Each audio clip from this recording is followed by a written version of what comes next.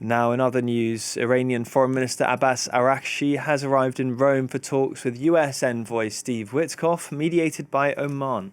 A first round of indirect negotiations on a new deal to curb Iran's nuclear program took place in Muscat last weekend. Both parties called it constructive, but it's still unclear what exactly President Trump wants, given his conflicting remarks. Earlier, we heard from Saeed Azimi, our Tehran correspondent.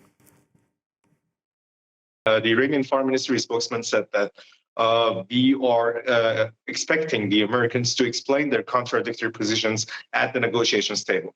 And this is the expectation that Iran has. Over the past days, Steve Witkoff has been playing ping pong with the American positions. He has said that a Trumpian deal is dismantling the Iranian nuclear enrichment program. And meanwhile, his statement also, he backed down from his original statement saying that Iran has a right to have a nuclear uranium enrichment program, but at a low level and not anywhere near weapons grade level.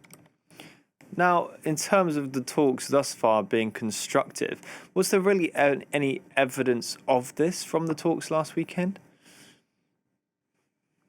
No, it wasn't any evidence as you might want to know.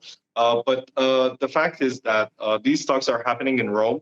The Italian government has nothing to do with the talks, so far as I'm aware.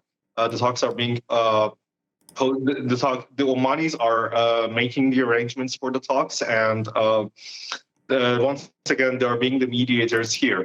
And so far as I know, the talks will also happen at the Omani embassy in Rome. Then again, that is an Omani zone, not exactly an Italian zone. So the Italians are just, Rome is being picked as a venue that is a middle ground distance-wise, because the Iranian team was foolishly close to Muscat, and the Americans had to fly in for like 22 hours. So I think the venue is picked because of the distance.